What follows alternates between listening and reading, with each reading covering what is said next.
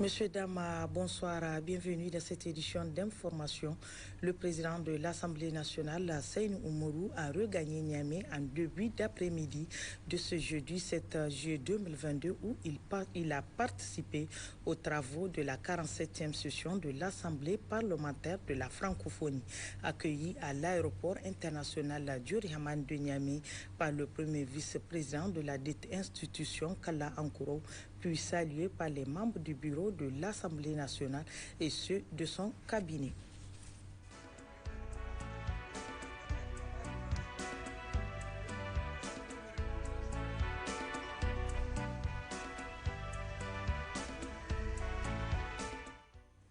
Le Premier ministre, chef du gouvernement, Oumoudou Mahamadou, a présidé cet après-midi la réunion du comité de haut niveau de suivi de la mise en œuvre du plan de soutien 2022.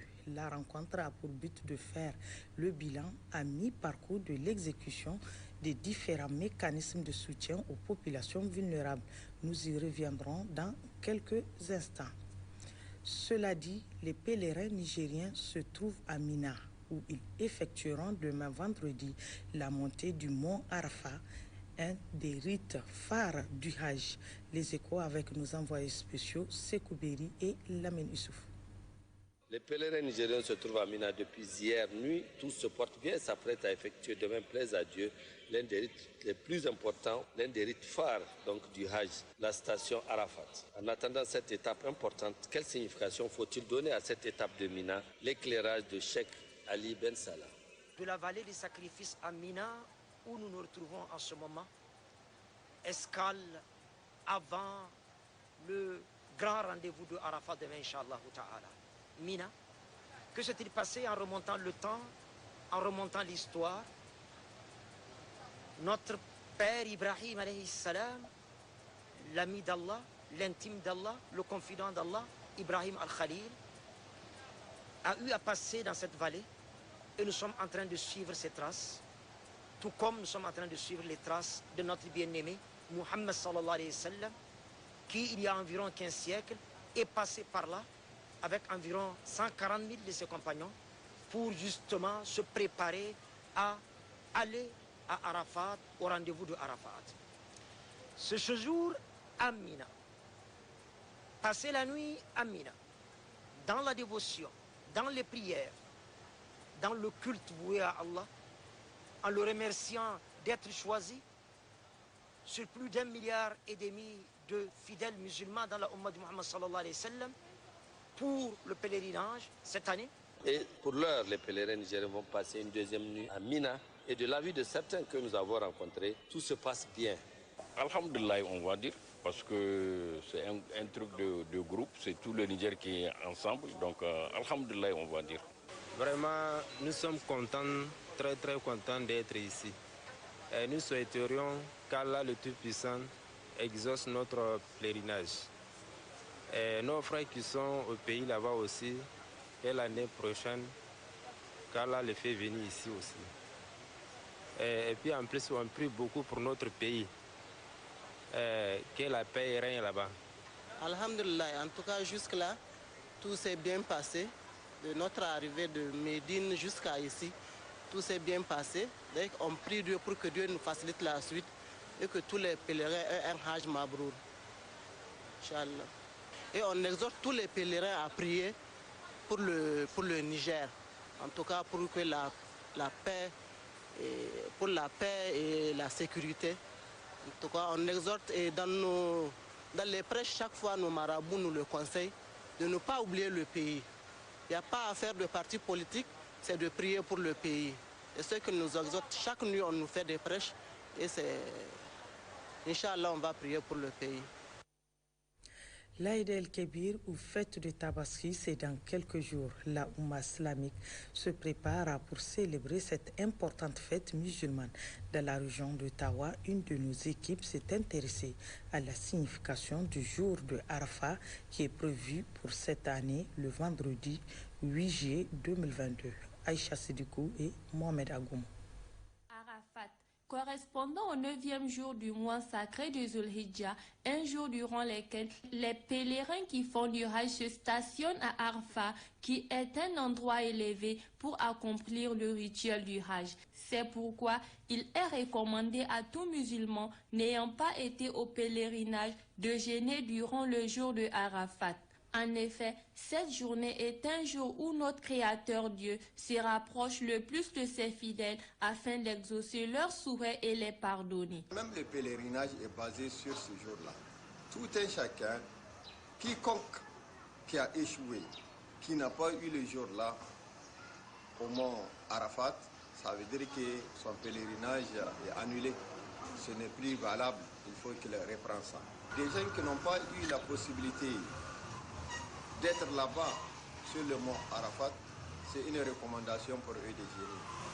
De jeûner le jour du vendredi, c'est vendredi, de jeûner le vendredi s'il plaît à Dieu. Et c'est un jeûne qui a comme récompense le pardon de 2 ans. Pour la bonne pratique de ce jeûne du jour de Arafat, il est recommandé de réciter quelques invocations du Saint-Courant pendant toute la journée. Le prophète Moussa, alayhi salatu wa salam, qui a demandé à Dieu quelles sont les invocations que vous voulez le jour-là. Il dit at-takbir, Allahu Akbar, la ilaha illallah, Allahu Akbar, wa lillahi alhamd, ou bien Allahu Akbar. C'est les mêmes invocations que les pèlerins sont là-bas en train de faire. C'est une façon de dire que même moi ici qui suis à Tawa, je peux être parmi ces gens-là qui sont là-bas sur le mont Arafat à travers les invocations que je veux faire. Le jeûne de Arafat permet d'effacer les péchés de 2 ans pour celui qui l'accomplit, les péchés de l'année passée et ceux de l'année en cours. Autre aspect de cette édition, lancement ce matin à Niamey de la première phase de distribution ciblée d'engrais du ministère de l'Agriculture sur le financement du Millennium Challenge à compte MCA Niger dans le 4e arrondissement communal de Niamey. Elle vise à rendre l'engrais accessible aux petits producteurs. C'est le ministre de l'Agriculture qui a donné le coup d'envoi de l'opération Hassan Moussa Kawamama. Cette fourniture d'engrais à prix subventionné a pour objectif de rendre accessible aux paysans ces intrants en cassant leurs coûts élevés. Un motif de réjouissance pour la mairesse du 4e arrondissement communal de Niamey, Mme Fouta Mariama Tiemogo, qui a salué l'engagement des partenaires à soutenir le développement du secteur agricole. Pour accroître le niveau de production et lutter efficacement contre l'insécurité alimentaire au Niger, cette opération concerne les 8 régions du pays.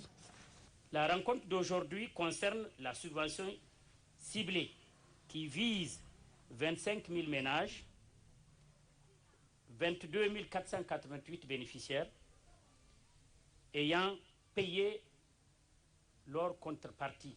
Au niveau d'Agadez, il est prévu 204 tonnes, Difa 168,2 tonnes, Dosso 299 tonnes, Maradi 890,8 tonnes, Tawa 321,8 tonnes, Tilaberi 299,2 tonnes, Zender 134,2 tonnes, Niamey 29,6 tonnes, dont 14,6 tonnes pour la commune avec 73 bénéficiaires. La présente opération est scindée en 3 phases. Celle-ci prend en compte 25 000 ménages. La deuxième phase, subventionnée par l'État du Niger, concerne 170 000 ménages et la dernière 4 000 ménages. Cette première phase intervient après l'identification et l'enregistrement des bénéficiaires. Ici, il s'agit des producteurs vulnérables qui ont des petites superficies agricoles de 0,25 à 5 hectares et qui sont à mesure de payer la portion non subventionnée. Dans cette opération, leur quote-part, c'est 10 000 francs par sac, une subvention à 50% qui a été allouée par notre partenaire MCA Niger.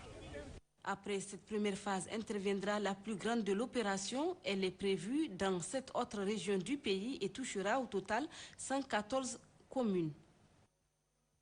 Et puis le gouverneur de la région de Niamey a visité ce matin les digues protectrices dans les arrondissements communaux en 4 et 5. Une mission de supervision qui a permis de voir les taux de réalisation des travaux, mais surtout la qualité. Zainab Bormay et Habibou Abdraman. Minimiser les risques des inondations, à cet effet, l'État et ses partenaires ont mis des moyens financiers et techniques pour la réhabilitation des digues protectrices le long du fleuve Niger.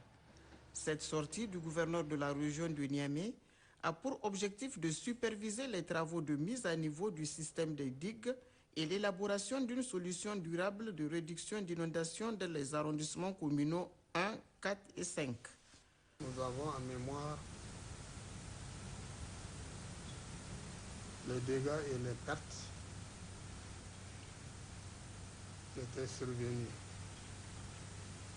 surtout des pertes en vies humaines, des pertes de rizières, des pertes d'animaux.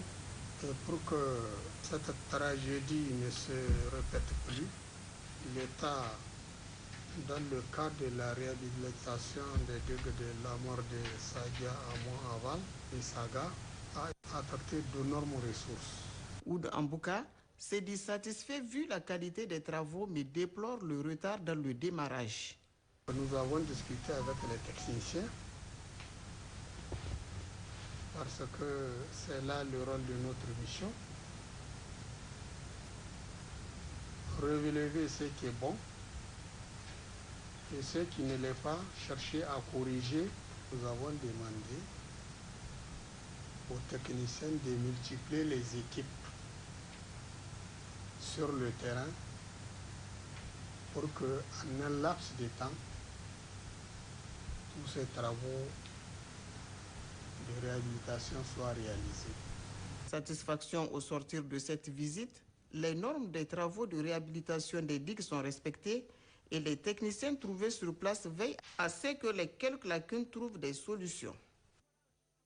Nous l'annoncions il y a quelques instants, le Premier ministre chef du gouvernement, Oumoudou Mahamadou, a présidé cet après-midi la réunion du comité de haut niveau de suivi de la mise en œuvre du plan de soutien 2022. La rencontre a pour but de faire le bilan à mi-parcours de l'exécution des différents mécanismes de soutien aux populations vulnérables. Compte rendu Aïchatou Bawa et Issaka Issa. Réunis autour du Premier ministre Oumoudou Mahamadou, les membres du comité de haut niveau chargés du suivi de la mise en œuvre des plans d'urgence, de soutien et de réponse humanitaire 2022 vont, à travers cette rencontre, faire le bilan à mi-parcours d'exécution de ces différents mécanismes. Pour rappel, le gouvernement a adopté le plan d'urgence pour la période de novembre 2021 à mars 2022, puis le plan de soutien 2022 d'un budget respectivement de 160 milliards de francs CFA et de près de 295 milliards de francs CFA pour juguler le problème de déficit agricole et pastoral observé pendant la campagne agro-pastorale 2021. On a enregistré un déficit céréalier estimé à 37% par rapport à la campagne de l'année 2020 et à 40% par rapport aux besoins des populations. Le bilan fourrager également était déficitaire de 46% par rapport aux besoins du cheptel et il a été estimé que près de la moitié des villages du Niger ont enregistré une situation déficitaire. La situation nutritionnelle également est assez difficile, avec un taux élevé d'enfants malnutris. Cette situation a été également aggravée par la situation sécuritaire que nous connaissons tous, particulièrement dans les régions de Tillabéri, Maradi, Tawa et Difa. Le cadre harmonisé d'analyse lors de sa réunion de mars 2022 a confirmé les résultats de l'évaluation faite par le gouvernement du Niger et a estimé que environ 4,4 millions de personnes sont en insécurité alimentaire sévère et auront besoin d'une assistance pendant la période de soudure qui va de juin à septembre 2022. À travers des exposés, l'audience a été édifiée sur l'état d'exécution de ces mécanismes. Il ressort que le plan d'urgence 2022 est à un taux d'exécution de 64%, 64,5% pour le plan de soutien et 26% pour le plan de réponse humanitaire. Des résultats qui ont suscité un débat, qui pour des éclaircissements, qui pour des contributions, pour réussir à bien ces mécanismes. À l'issue de ces échanges, le Premier ministre a fait une synthèse. Par rapport à la gestion du programme d'urgence et du programme de soutien et ainsi que du programme de réponse humanitaire, il faut reconnaître que cette année, nous avons atteint des résultats assez intéressants et nous avons été assez vigilants. La première des choses, c'est le fait que nous avons été très précoces dans l'annonce de la situation. L'évaluation précoce de la situation nous a permis de lancer une annonce à temps. Ensuite, nous avons mis en place ces plans d'urgence très rapidement. C'est vrai qu'on annonce 64% de taux d'exécution, mais s'agissant d'un plan d'urgence, il faut reconnaître que c'est une performance. Pour finir, le Premier ministre, chef du gouvernement, a félicité le comité pour le travail abattu et appelle les partenaires techniques et financiers à faire un effort supplémentaire en appui à la campagne agricole qui s'installe progressivement. L'actualité dans nos régions à Zender, les préparatifs de la fête de Tabaski vont bon train. Mais force est de constater que le prix du mouton est à la hausse comparativement à l'année passée. Constat avec Matoutraki et Abdraman Mazou. À quelques jours de la Tabaski, dans les rues de la ville de Zender, l'ambiance se fait déjà sentir. Les différents marchés de bétail sont bondés, envahis par les moutons et où marchands, revendeurs, clients et intermédiaires se côtoient, discutent et marchandent pour que chacun tire son épingle du jeu. Mais si les prix de moutons étaient plus ou moins abordables l'année passée, cette année, les prix ont vertigineusement grimpé au marché de bétail Kara de Garim Malam. Cette hausse vertigineuse des prix coïncide malheureusement avec le manque d'argent assure ses clients qui est un habitué des lieux. La situation actuelle, il n'y a pas de l'argent. Et puis en plus, les animaux coûtent cher, tellement cher. Donc vraiment, on prie et Dieu pour que les gens puissent avoir le mouton. Omnibulé par l'idée de trouver un bélier à la portée de sa bourse, ce client était obligé de faire un dépassement au niveau du marché. Nassara Idi. Vraiment, cette hausse des prix est incroyable. Les bêtes coûtent cher. S'offrir un mouton dans ces marchés est difficile. Les marchands de moutons, eux, ne s'embarrassent guère des soucis de chefs de famille pour qui le prix des béliers est fixé en fonction du prix des aliments bétail et son transport. Et les moutons sont classés en différentes catégories et ces catégories dépendent du poids des moutons. Malgré ce contexte difficile, les fidèles musulmans doivent y faire face avec modération et sans grande contrainte. La Tabaski, Allah Ta'ala nous l'a légiféré pour être en communion avec notre père, le prophète Ibrahim alayhi salam, qui a immolé pour la première fois. Et l'intention est importante pour Allah et nous. Allah est équité. Donc on ne peut pas vous imposer ce qui dépasse vos moyens. Donc il ne sert à rien de s'endetter. Et l'usure est interdite en islam. La Tabaski ou encore fête des moutons qui est centrée sur le sacrifice d'un animal domestique, généralement un bélier, est une fête musulmane célébrée chaque année au 10e jour du dernier mois du calendrier musulman, Zulhijja. Toujours à l'occasion de la fête de Tabaski, nos reporters Abdraman Boukari et Abdraman Majiri de la station régionale de Difa se sont intéressés cette fois-ci aux différents accessoires utilisés en cette fête de moutons. Le reportage. La fête de l'Aïd el-Adha ou fête de moutons consacrée au sacrifice d'Abraham, c'est aussi l'effervescence autour de divers matériels sollicités et conçus spécialement pour les travaux y afférents. Il s'agit ici de couteaux toutes dimensions bien aiguisées, des haches toutes catégories confondues, des casseroles de fortune pour la friture et des tiges de bois bien taillées pour servir de support à la grillade. On a tout pour la fête des Tabaski là. On a les haches qui est bon et meilleur à 2000 francs. Et un autre, on vend ça à 500 et à 1000 francs. Mais les plus nombreux, c'est pour 1000 francs, c'est ça les garanties. il va travailler n'importe quand. Il y a le couteau qui est pour égorger les moutons. Il y a pour 1500 et 2000 jusqu'à 5000. Et le bois pour griller les moutons, on vend ça un seul mouton à 1000 francs, une seule bois à 500 francs. Les clientèles, vraiment, alhamdulillah. Un réel motif de satisfaction pour la plupart des clients rencontrés sur place. Je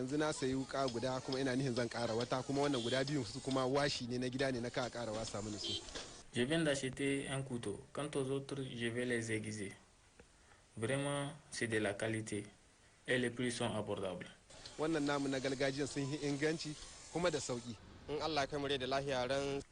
L'ensemble de ces 4 tiges de bois m'ont coûté 2000 francs, soit 500 francs l'unité. Les prix sont stationnaires depuis 2 ans. À noter que l'ensemble de ces accessoires sont conçus grâce à l'ingéniosité de nos artisans qui ne cessent de donner le meilleur d'eux-mêmes pour répondre aux aspirations de leur clientèle. La fête de Tabaski rime généralement avec plusieurs activités à but lucratif. Une de nos équipes de la station régionale de Tawa nous amène à la découverte de ces activités. Tahir Hassan Abdelkader et Mohamed Agoum. Chaque année, dans le cadre de la fête de Tabaski, plusieurs activités génératrices de revenus voient le jour du fait du rôle important qu'elles jouent dans le cadre de la grillade et la cuisson, et notamment du fait de leur rentabilité pour les vendeurs. Il s'agit de la vente de traverses, de couteaux, de fils de fer, de charbon, de bois et bien d'autres outils qui contribuent à la réussite des travaux de la fête. Dieu merci, on gagne beaucoup de bénéfices dans ce métier et c'est dans ce métier que nous aidons également nos parents. Les prix de traverses varient entre 500 et 1000 francs.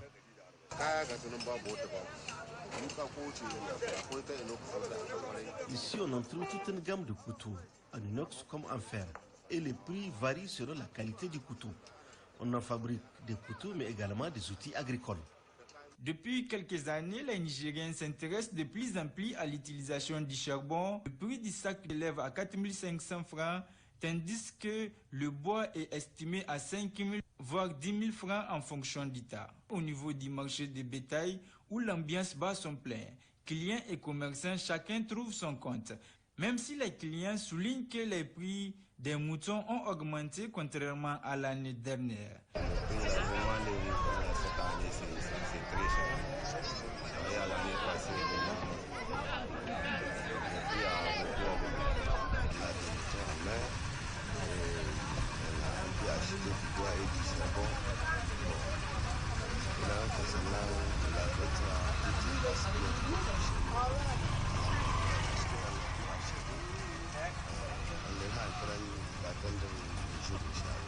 Soulignons pour finir qu'au niveau du marché moderne d'Etawa, l'ambiance bat son plein aussi. Chacun à sa façon prépare la fête de Tabaski.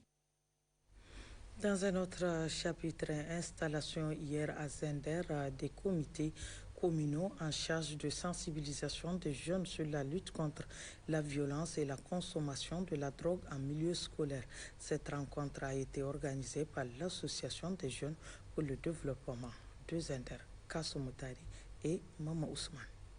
Cette importante rencontre organisée par l'Association des jeunes pour le développement de Zender, AJDZ, a pour objectif, entre autres, la mise en place de différents comités en charge de sensibilisation des jeunes au niveau des 5 arrondissements communaux sur la consommation de la drogue et la lutte contre les violences en milieu jeune. Prenant la parole pour la circonstance, plusieurs orateurs ont tenu à saluer l'initiative du promoteur Amadou Roufaï du Chofa en créant l'association, mais aussi et surtout attirer l'attention des jeunes sur les méfaits de la drogue.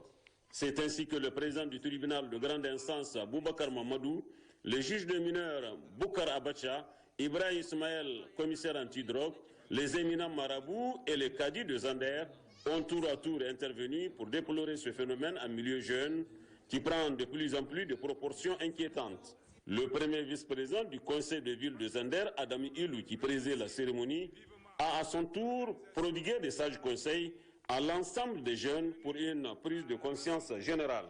Occasion saisie par le promoteur Alhaji Amadou Rufai Abdou Dishofa pour souligner que toutes ces activités menées par l'association cadrent parfaitement avec les objectifs du programme de Renaissance Acte 3 du président de la République, chef de l'État Mohamed Bazoum.